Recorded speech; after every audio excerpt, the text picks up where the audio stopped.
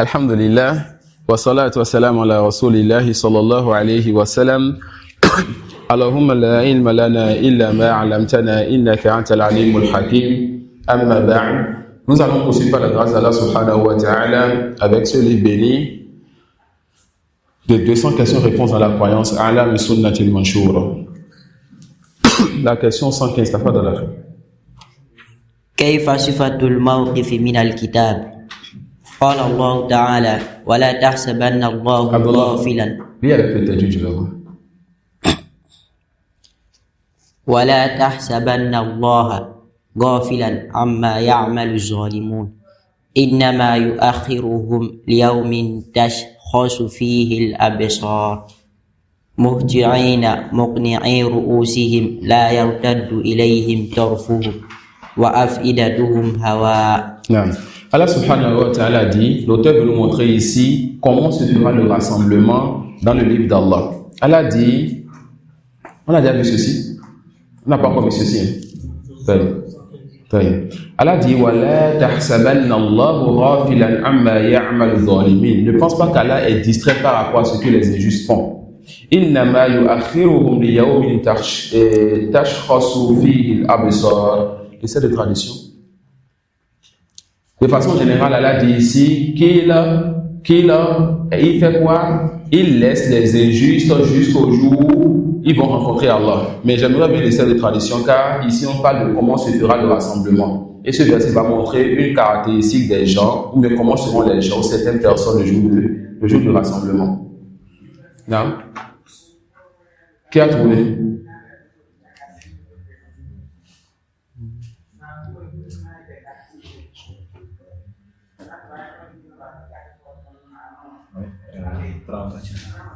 Et ne pense point qu'Allah soit inattentif à ce que font les injustes.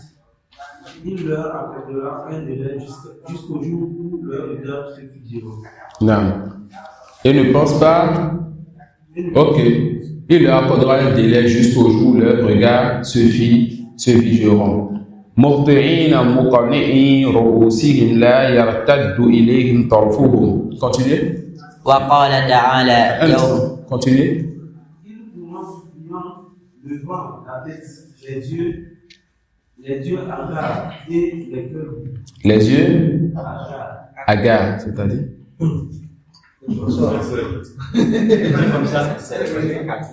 les yeux écartés. Les yeux écarquillés. Donc ils vont sortir le jour là, les yeux écarquillés. Afidatuhum hawa, c'est-à-dire le cœur vide. D'accord? Le cœur vide. Non. Allez-y, vas-y. وقال تعالى يوم يقوم الروح والملائكة صفا لا يتكلمون إلا من أذن له الرحمن وقال صوابا. Allah dit ici, selon les textes de tradition, le jour où le jour où les anges ainsi que l'ange Jibril seront tous en rang. Le jour où les anges ainsi que l'ange Jibril seront quoi? Seront tous en rang.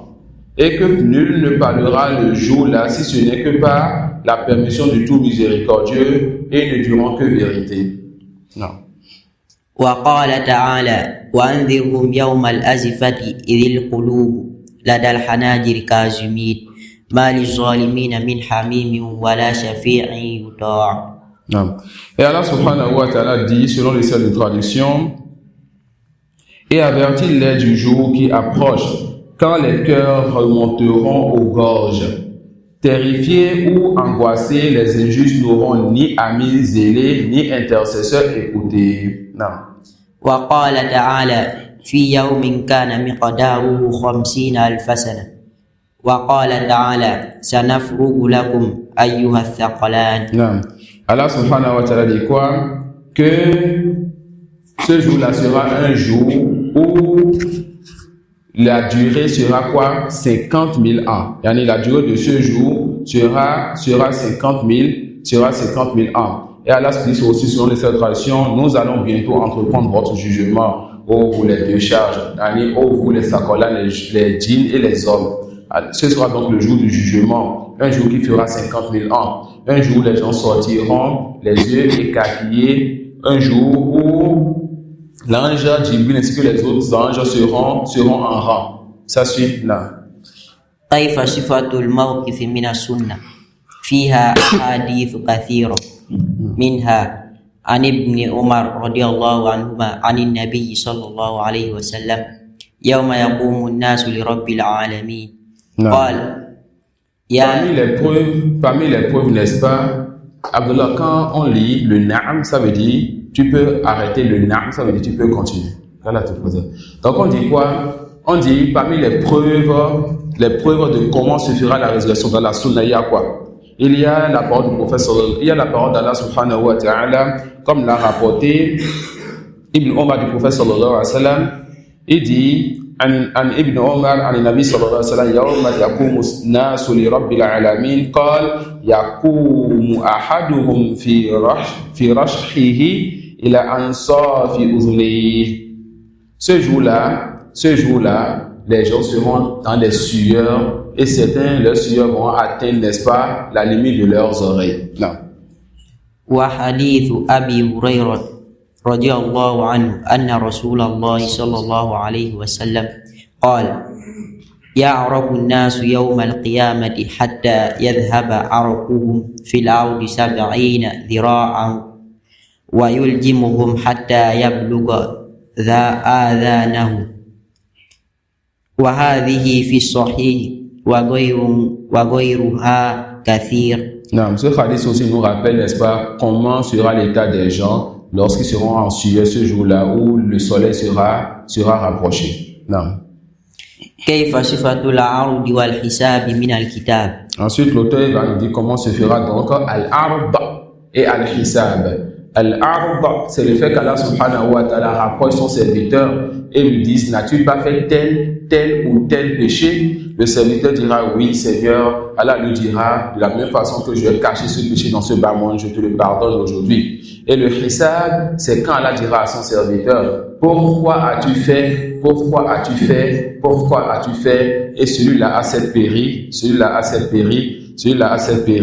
Allah subhanahu wa ta'ala dit, Yawma idhi tu'araduna la takhfa minkum khafiya. Ce jour-là, on sera exposé et rien ne sera donc caché. Wa uridu ala rabbika saffa laqad ji'tumuna kama khalaqnakum awwala marra. Les gens seront exposés donc à Allah subhanahu wa ta'ala en rang et on leur dira, vous êtes certes venus à nous tout comme on vous a créé la première fois. Vous êtes certes venus à nous tout comme on vous a créé la première fois. Allah dit wa yawma nahshuru min kulli ummatin qawma mimman yukadhibu bi ayatina fahum yuz'un hatta idha ja'u qala akadhabtum bi ayati wa lam tuhitu biha 'ilma am madha kuntum ta'malun.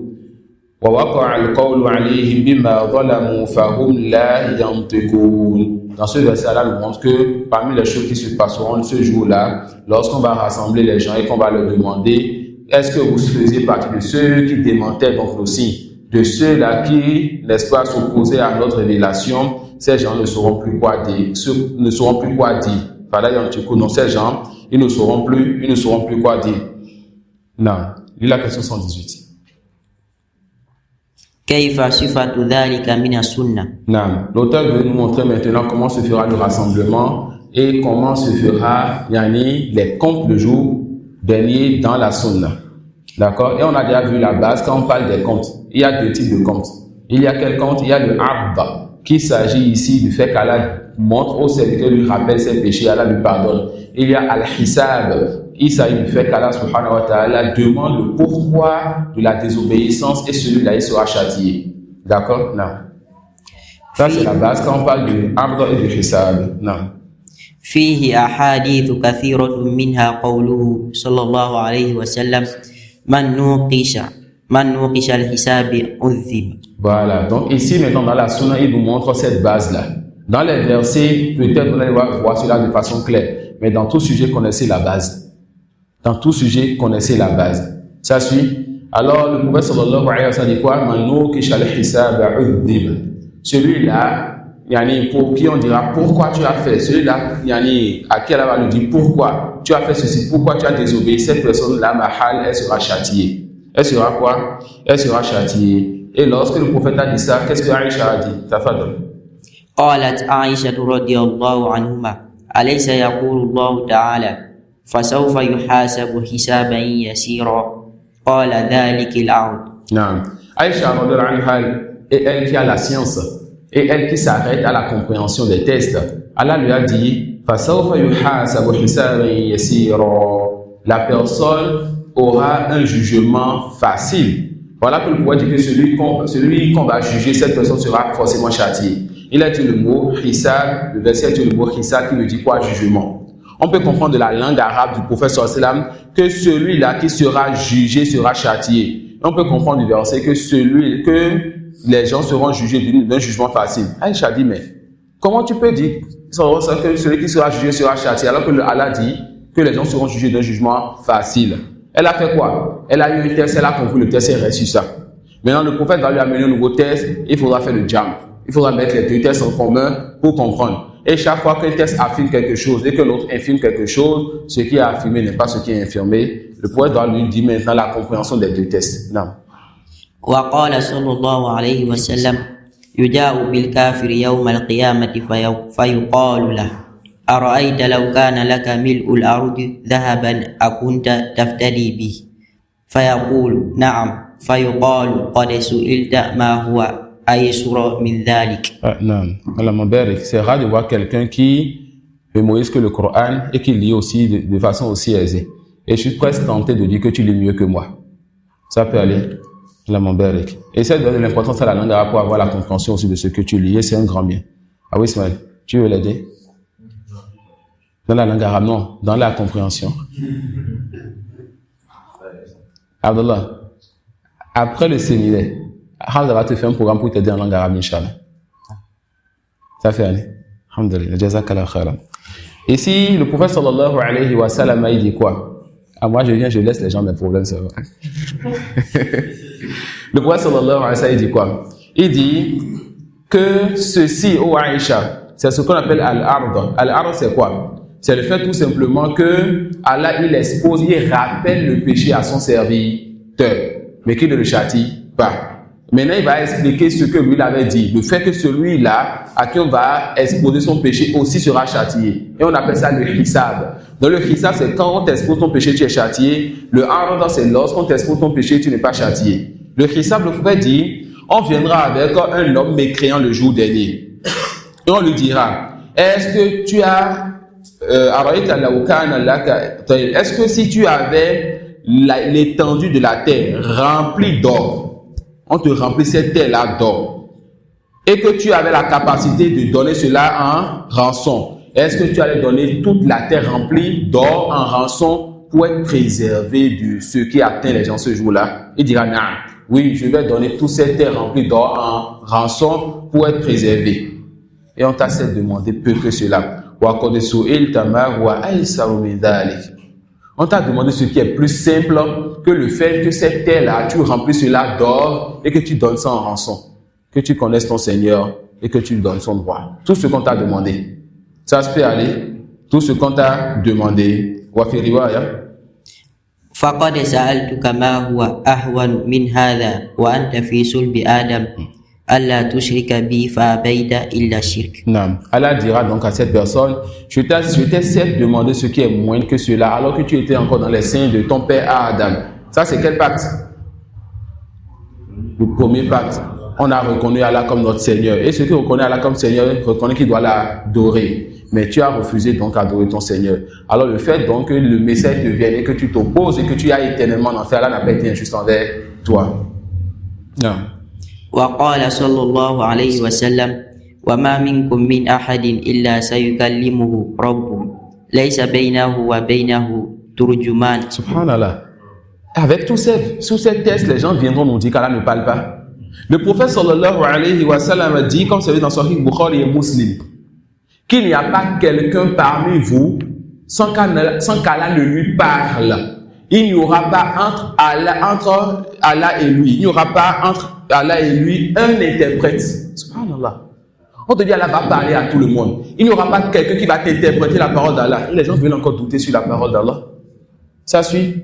Qu'est-ce que l'on a fait ici? Quand Musharrak, Allah parle, les personnes parlent, et la parole d'Allah n'est pas comme la parole des gens. On a vu dans le hadith quelque chose de particulier qui montre que la parole d'Allah c'est haqqan, c'est vraiment la parole d'Allah. On a appliqué les règles qu'on a étudiées dans Asma wa Sifat. Non, vas-y. فينظر أيمن منه فلا يرى إلا ما قدم من عمله فينظر أشأم منه فلا يرى إلا ما قدم وينظر بين يديه فلا يرى إلا النار تلقاء وجهه فاتقوا النار ولو بشق تمرة ولو بكلمة طيبة. Il n'y a personne parmi vous sans qu'Allah ne lui parle. Il n'y aura pas entre cette personne et Allah un interprète. La personne va regarder à sa droite, elle ne verra que ce qu'elle a avancé comme œuvre. La personne va regarder à sa gauche, elle ne verra que ce qu'elle a avancé comme œuvre. La personne regardera devant elle, elle verra le feu devant elle. Le prophète sallallahu alayhi wa sallam, lui qui a donné le conseil à cette communauté, lui qui a transmis, il dit alors, craignez le feu. Cherchez à vous préserver du feu, ne serait-ce qu'avec un noyau ou bien une part d'une date. En quoi? Éloignez-vous de ce feu, la part au monde. Ça peut aller, non. وقال صلى الله عليه وسلم يدنو أحدكم يعني المؤمنين من ربها حتى يدع من ربه حتى يدع كنفه عليه فيقول عملت كذا وكذا فيقول نعم ويقول عملت كذا فيقول نعم فيقرره ثم يقول إني سترت عليك في الدنيا وأنا أغفرها لك اليوم. Et le hadith c'est dans Bukhari et Muslim. Quand tu entends le hadith dans Bukhari et Muslim, d'abord ça apaise ton cœur. Ensuite on te parle du Seigneur de l'univers, de celui qui t'a créé et de celui-là qui sait tout ce que tu fais depuis que tu es créé, qui entend tout ce que tu dis et qui voit tout ce que tu fais. Ce jour-là, Allah subhanahu wa ta'ala va te rapprocher de lui. Il mettra entre toi et lui et les autres un voile. Et il va te dire, est-ce que tu te rappelles de tel péché? Tu diras oui. Est-ce que tu te rappelles de tel péché? Tu diras oui. Est-ce que tu te rappelles de tel péché? Tu diras oui. Allah va dire, je t'ai caché ces péchés dans ce bas monde et je te le pardonne aujourd'hui. Parmi les bienfaits d'Allah sur nous, sitrohu, le voile qui met entre nous et les autres dans ce bas monde d'abord. Ce voile qui empêche les autres de connaître ce que nous disons, ce que nous faisons quand on est détourné d'eux. Ça peut aller. Ça fait partie des grands bienfaits d'Allah sur son serviteur. Et Cheikh Ahmad dit souvent que si les péchés avaient d'odeur, personne n'allait s'asseoir à côté de quelqu'un. Ça suit. Et l'imam Al-Qahtani disait, la wa'alimu qabiha sarirati, la aba salam alayya man yalqani. Si les gens savaient ce que je faisais en secret, n'allaient pas me passer le salam celui qui me rencontre. Subhanallah, fait partie des bienfaits d'Allah sur toi, son voile. Et on a cette vue à la dévoiler des personnes, on aurait aimé qu'Allah ne les dévoile pas. Car tu vois en réalité que la personne peut te montrer tout le bien. Un frère qui a été éprouvé par le fait qu'Allah enlève ce voile qu'il y a entre lui et son Seigneur. Hein? Qu'Allah lui accorde un repentir sincère et qu'il revienne avant donc que l'ange de la mort ne lui guette.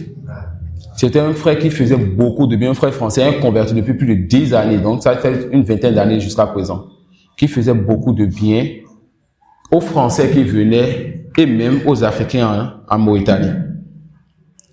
Et ce frère était connu, était aimé de presque tout le monde. Ça suit. Maintenant, un frère salafi, Muhajir, il a fait la hijra. Il est dans un pays musulman. Il avait sa première femme avec 2 enfants, dont son garçon qu'on aimait beaucoup, Solahfi. On l'appelait Solahfi, mais c'est pas son nom, c'est un surnom qu'on lui a donné, la petite tortue. Et il a épousé récemment une Malienne. C'est un Français. Il a épousé une Française, il a des enfants, au moins 2. Une fille et un garçon qu'on connaît, qu'on voit souvent, donc la petite fille. Et il a épousé récemment une Malienne, au plus de 18 ans. Le gars doit être dans la quarantaine. Donc Allah t'a facilité ce qui t'a facilité. Il fait partie des gens les plus aisés qui étaient en Mauritanie parmi les Européens. C'était pas un étudiant. Après on entend que la police l'a arrêté. Qu'est-ce qu'il a fait? Wallah, il a fait quelque chose qu'on aura honte de dire dans une mosquée. Mais Allah l'a dévoilé d'une façon que, subhanallah, c'était kobih. C'était trop malsain.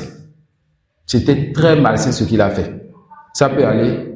Donc, fait partie des bienfaits d'Allah subhanahu wa ta'ala sur toi, Le fait de faire quoi? Le fait qu'Allah cache ce que tu fais. Maintenant, comment tu vas préserver le voile? En regrettant ses péchés, en délaissant ses péchés, en revenant. Car si Allah enlève le voile, tu es foutu. Celui qui Allah dévoile dans ce bâtiment, il se peut qu'il ne lui pardonne plus là-bas. Car il a dit quoi ici? Je te cachais ces péchés ici et je te les pardonne là-bas.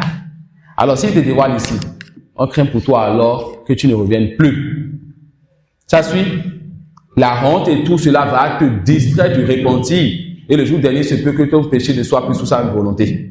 Ça suit? Alors c'est terrible. Reconnaissez le bienfait d'Allah sur vous et revenez donc avant qu'il ne soit trop tard. Walmar tabibu nafsihi. Et chacun est médecin de sa personne. Guérissez vos cœurs avant qu'il ne soit trop tard. Non. كيف صفة نشر الصحف من الكتاب قال الله تعالى وكل إنسان. Et vous allez voir que quand j'ai cité le cas de frère, même si nous ne le connaissons pas, je n'ai pas cité son nom. Alors qu'il est tombé dans quelque chose que si toute personne apprend, c'est terrible. Ça suit? La base, c'est qu'on cache le défaut du musulman. Ensuite, même si vous ne le connaissez pas, je n'ai pas dit le péché qu'il a fait. Qui est-ce qui n'a pas de péché? Alors ne dévoilez pas pour les autres. Et même quand vous l'apprenez, même si vous détestez cela, même si vous lui donnez des conseils, ou bien que vous le faites son hajj, ne dévoilez pas son péché. Prenez pour habitude de cacher le péché de vos frères, les péchés de vos frères. Ça suit? Car il se peut qu'en le dévoilant, c'est fini. Il va maintenant plonger dans ça et dans pire que cela, il ne va plus revenir. Donc n'aidez pas le diable contre votre frère. Si Allah vous éprouve par le fait de tomber sur le péché de vos frères, ne faites pas l'erreur de tomber dans la médisance en parlant derrière lui ou même devant lui en dévoilant ce péché. Le prophète sallallahu alayhi wa sallam, quand un compagnon vient le voir pour lui dire j'ai commis la fornication, il tourne la tête. Il vient là-bas, j'ai commis la fornication, il tourne la tête. Il vient, il tourne la tête. Il dit, Ahal anta majnoun, est-ce que tu es fou? Le compagnon dit non. Il dit, tu sais ce que tu es en train de dire? Il dit oui. Et le prophète va dans un hadith faire ce qu'il n'a fait dans aucun autre hadith et ce que les Arabes ne font pas aussi. Il va donner des mots précis pour montrer à ce compagnon si c'est vraiment la fornication qu'il a fait, avec les mots les plus précis. Et quand le compagnon va reconnaître maintenant, il va appliquer la sentence sur lui. Ça peut aller? Non. Plus d'une fois. Au moins, on sait qu'il a appliqué ça sur une femme, il a appliqué ça sur ce compagnon aussi. La sentence qu'on appelle du rajm, le fait de lapider les gens. Non. وكل إنسان ألزمناه طائره في عنقه ونخرج له يوم القيامة كتابا يلقاه منشورا اقرأ كتابك كفى بنفسك اليوم عليك حسيبا وقال le cheikh dit كيف صفة نشر الصحف من الكتاب. Comment donc les feuillets seront partagés le jour dernier? Et qui vous dira de quel feuillet il s'agit? Il s'agit de vos bonnes et de vos mauvaises actions. Il s'agit de votre vécu. Ce jour-là, Allah dit quoi? Chaque âme, on lui a imposé les feuilles de ces œuvres-là sur son cou, n'est-ce pas? Et que le jour dernier, cela sera sorti. On sortira le livre de chaque personne et ces livres-là seront donc partagés. On dira, lis ton livre, tu te suffis toi-même aujourd'hui pour faire ton propre compte. Non. وقال تعالى وإذا الصحف نشرت. Non, lorsque les feuilles seront donc partagées. وقال تعالى ووضع الكتاب فترى المجرمين مشفقين مما فيه ويقولون يا ويلتنا ما لهذا الكتاب لا يغادر صغيرة ولا كبيرة إلا أحصاها ووجدوا ما عملوا حاضرا ولا يظلم ربك أحدا. Subhanallah. Regardez ce verset et regardez comment Allah a fait le verset. Sur les traductions, Allah dit et on déposera le livre de chacun.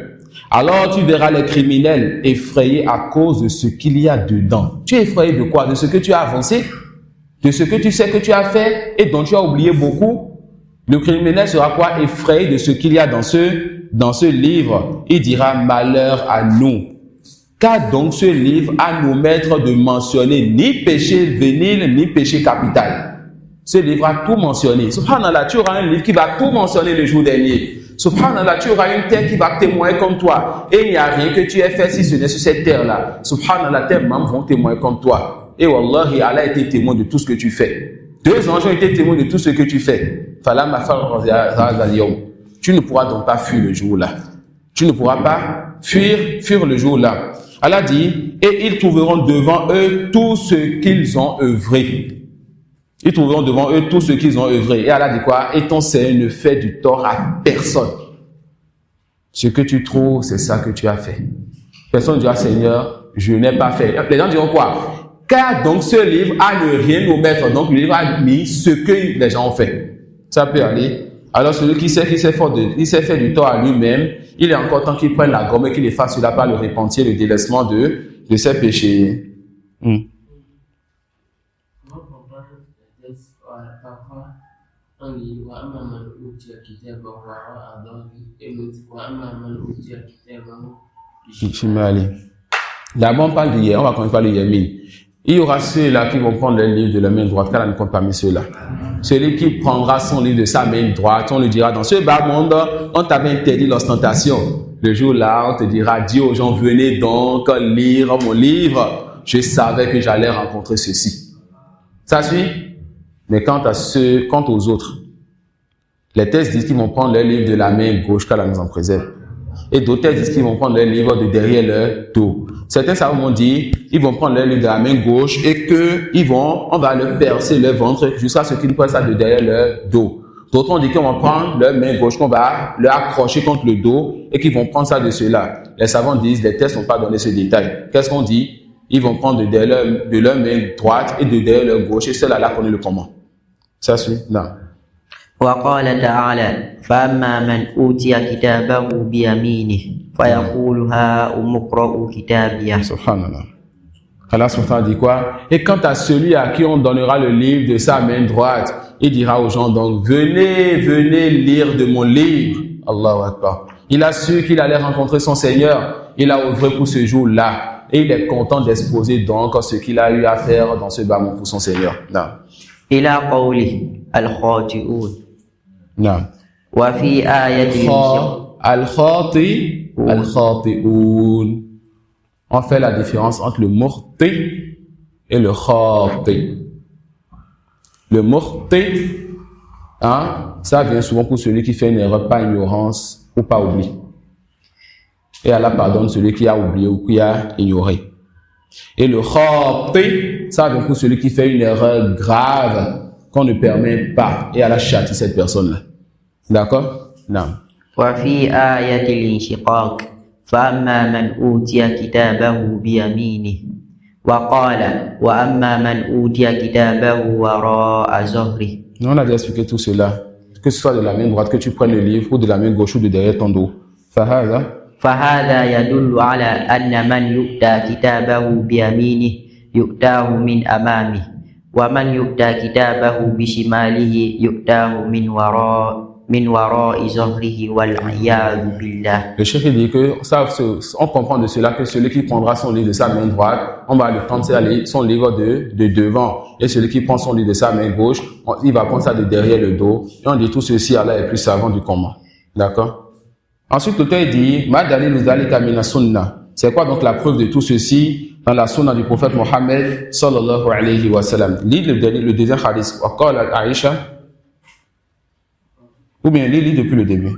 Qawluhu sallallahu alayhi wa sallam. قوله صلى الله عليه وسلم يدني المؤمن من ربه حتى يدع عليه كنفه فيقرره بذنوبه تعرف ذنب كذا يقول ربي أعرف مرتين فيقول ستوتها في الدنيا وأغفرها لك اليوم ثم تتوى صحيفة حسناتي وأما الآخرون أو الكفار فينادى عليهم على رؤوس الأشهاد هؤلاء الذين كذبوا على ربهم. Non, quoi. Quant aux croyants, comme on l'a déjà vu, Allah va rapprocher le croyant, va mettre entre lui et les autres un voile, va lui rappeler ses péchés, va lui dire je t'ai caché le péché dans ce bas monde et je te pardonne ici. Mais quant aux mécréants, Allah va dire quoi? On va dire à haute voix et appeler les gens à haute voix. Voici ceux-là qui ont démenti leur Seigneur. Et prêtez attention. Les textes souvent vont vous citer deux catégories de personnes dans cette place-là. Les textes vont vous parler de la situation des croyants qui vont prendre leur livre de la main droite et la situation des mécréants qui vont prendre leur livre de la main gauche. Des croyants qui seront rapprochés, on leur dira je te pardonne ton péché, et des mécréants qui seront quoi? Qui seront dévoilés, on va leur dire quoi? Voici ceux qui ont désobéi à leur Seigneur. Cheikh Ahmed dit souvent, quelle est la situation du musulman pécheur dans tout cela? Est-ce qu'il va prendre son livre de la main droite ou de la main gauche? Est-ce qu'on va lui dire je te pardonne ou bien on va le dévoiler? Quelle est la situation du musulman pécheur? Parce que ici les textes vont montrer la situation du croyant et du non-croyant. Et le pécheur c'est celui-là qui a touché, qui a percé sa foi. Quelle est sa situation? Les textes se sont tus et nous taisons sur lui. Sa situation on le saura le jour dernier. Et c'est terrifiant. Parfois, en connaissant ton diagnostic, tu sais comment te comporter. Et parfois, en ignorant ton sort, l'affaire est plus grande, l'affaire est plus terrible. Ça suit, c'est le jour des résultats. L'autre entend son nom, il a crié, il a souri, il est en joie. L'autre entend son nom, il a pleuré, on commence à le consoler.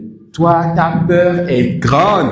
Chaque fois qu'on cite des noms que tu n'entends pas ton nom, tu vas passer ta vie dans ce bas monde. Tu ne sais pas ce que tu vas être devant ton Seigneur à cause des péchés que tu fais. Subhanallah. Alaykum bimahzunubikum. Faites donc l'effort, ou bien faisons l'effort de nous effacer nos péchés. Je pense qu'on va s'arrêter sur ceci. Nous, on continue on fait le hadith là. Donc ici, il a rappelé quoi? La situation du croyant, du mécréant. Quand on va rapprocher le croyant et que le mécréant fera quoi? On va le dévoiler. Qalat Aïcha.